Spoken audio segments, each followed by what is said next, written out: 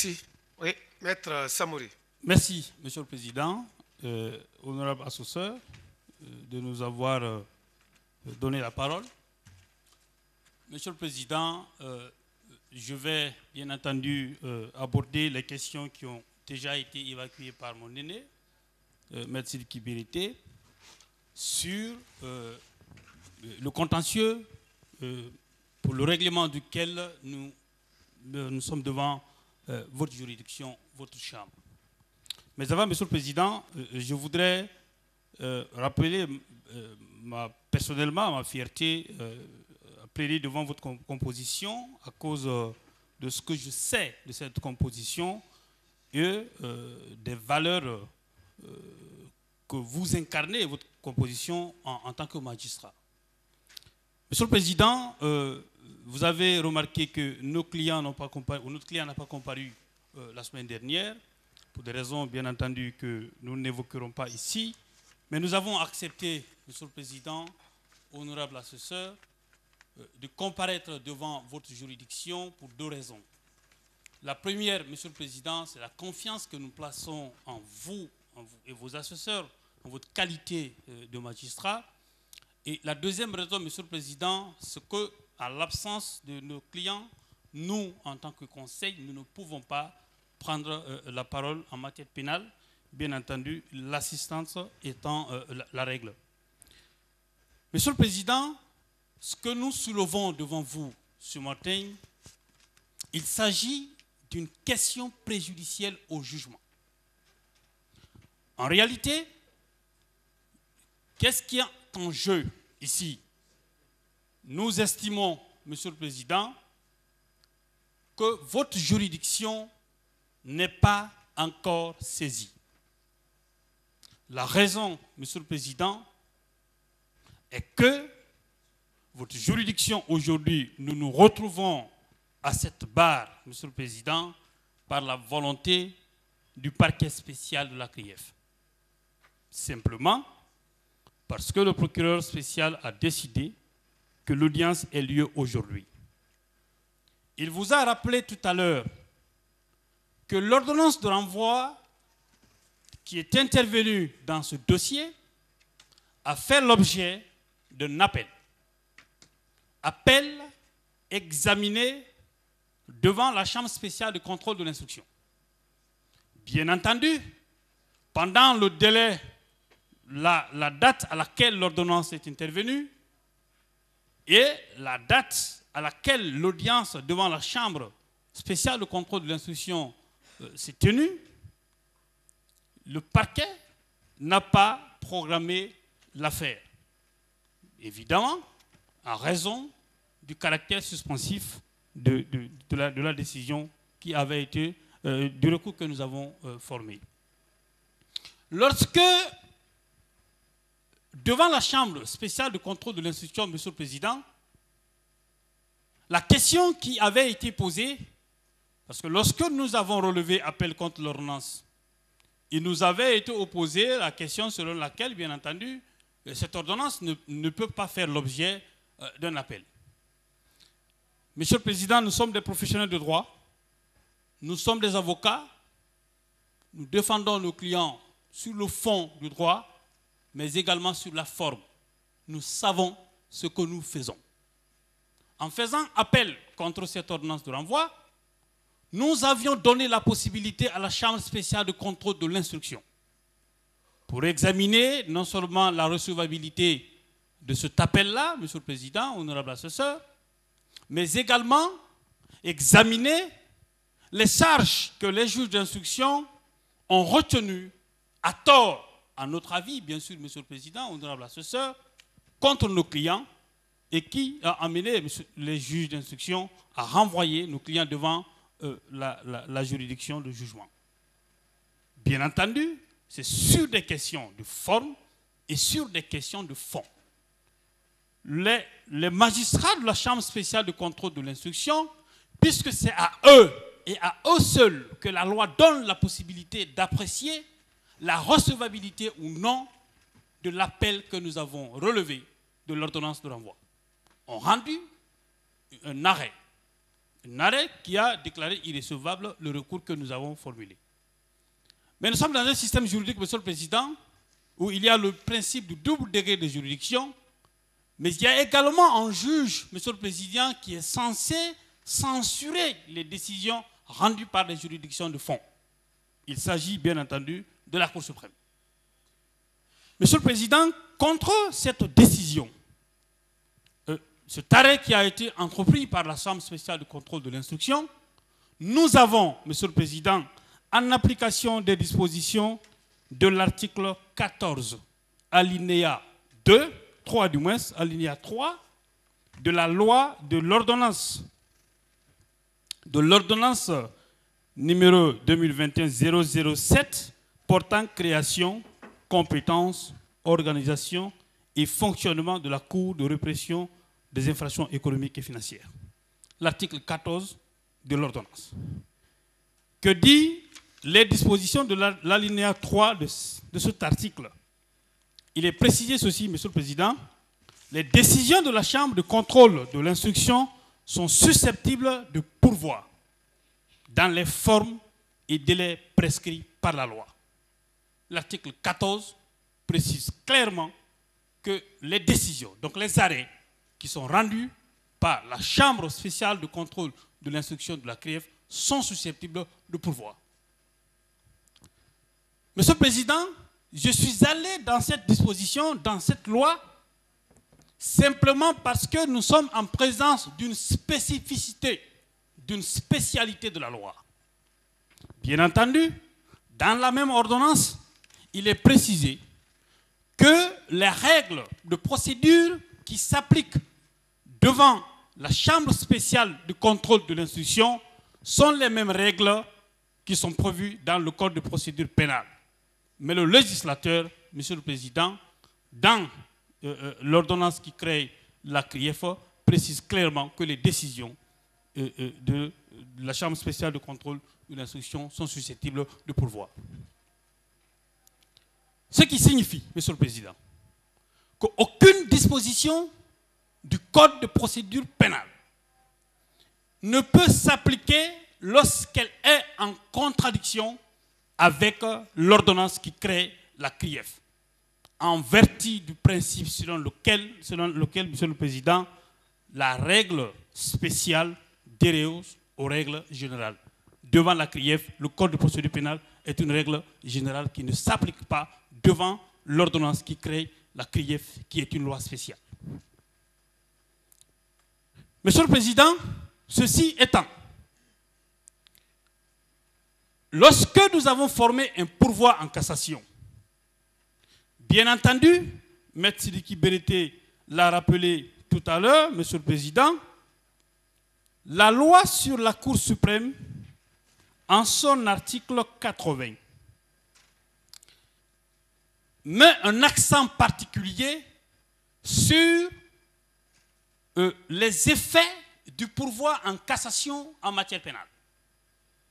Bien entendu, Monsieur le Président, le pourvoi en cassation est un recours extraordinaire. Pourquoi il est extraordinaire? Parce qu'il n'est prévu que dans les cas spécifiquement déterminés par la loi. Et c'est la raison pour laquelle, Monsieur le Président, j'ai cité tout à l'heure les dispositions de l'article 14 de la loi, de l'ordonnance qui crée la Cour suprême, qui confère, qui crée la CRIEF, qui confère clairement la possibilité aux parties qui sont insatisfaites de la décision rendue par la Chambre spéciale de contrôle de l'instruction de se pourvoir en cassation.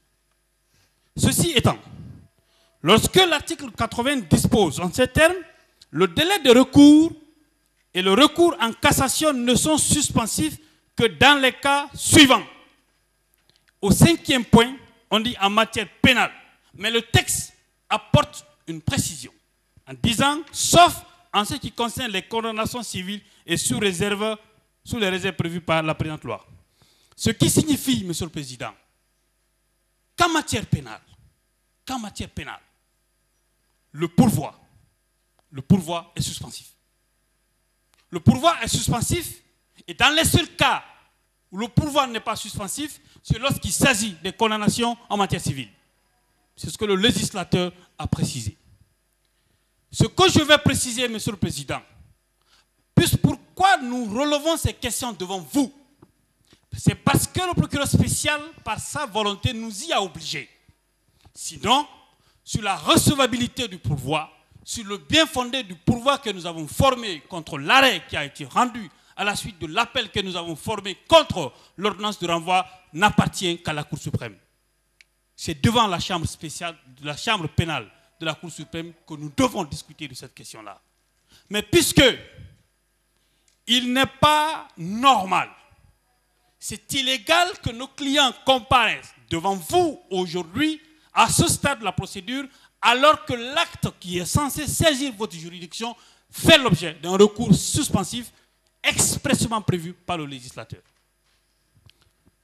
Le point suivant que je soulève, Monsieur le Président, c'est par rapport à la force ou au caractère impératif, bien entendu, de la loi sur la Cour suprême, par rapport à toute autre disposition, Monsieur le Président, qui vont éventuellement être soulevées et sur lesquelles nous aurons le temps de répliquer, Monsieur le Président. On vous opposera certainement, on nous opposera certainement les dispositions du Code de procédure pénale, ou peut-être même de la loi, de l'ordonnance sur la CRIEF ou d'autres dispositions. Mais, Monsieur le Président, honorable conseiller,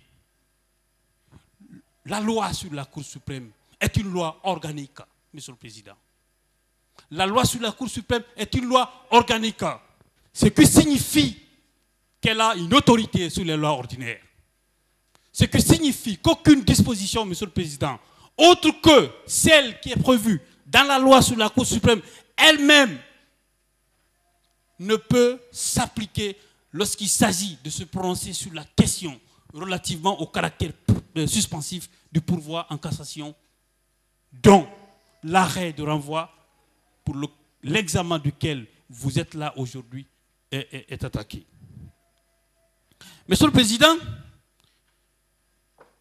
le point suivant, c'est lorsque, Monsieur le Président, l'ironie du sort, si M. Mohamed Diané aujourd'hui comparaît devant votre juridiction en détention, si aujourd'hui le parquet, à cette audience, ou avant aujourd'hui, menaçait ce dernier de comparution forcée, Monsieur le Président, c'est parce que le pourvoi que le ministère public a formé, bien entendu, contre les décisions qui l'ont mis en liberté, ce pourvoi était suspensif.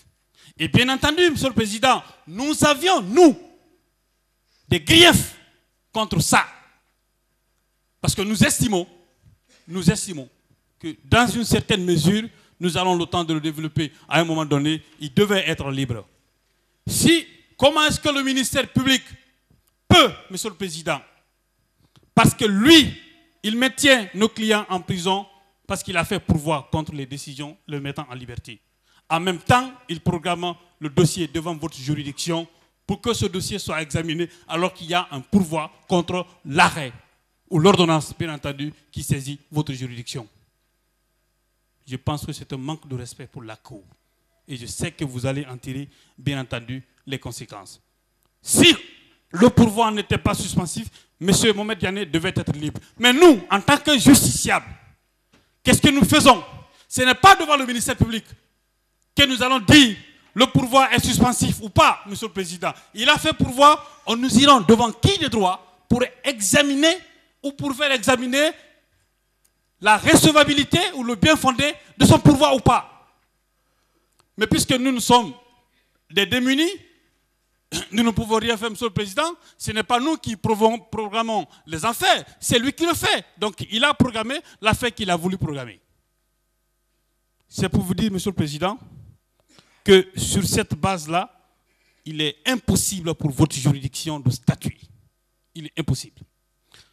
Le dernier point que je vais soulever, Monsieur le Président, je relève deux cas, Monsieur le Président. Deux cas.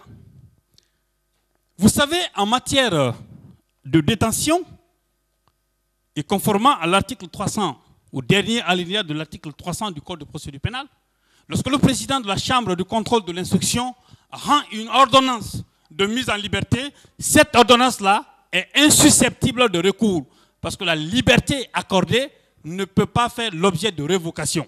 C'est ce que dit le dernier alinéa de l'article 300 du Code de procédure pénale. Je vous cite 2 cas où le parquet, ou 3 cas, Monsieur le Président, où le parquet a fait pourvoi contre une ordonnance où le législateur dit à l'article 300 que cette décision est insusceptible de recours, l'ordonnance. Le premier cas, Monsieur le Président, c'est l'affaire Saïkouya Abari. Dans la procédure au moment des FNDC, il a bénéficié d'une ordonnance de mise en liberté du président de la Chambre, de la présidente de la Chambre de contrôle de l'instruction à l'époque.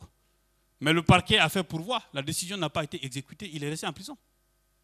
Deuxième chose, c'est l'affaire du jeune Corboya Baldé, qui a aussi bénéficié d'une ordonnance de mise en liberté du président de la Chambre de contrôle de l'instruction. Il n'est pas sorti de prison.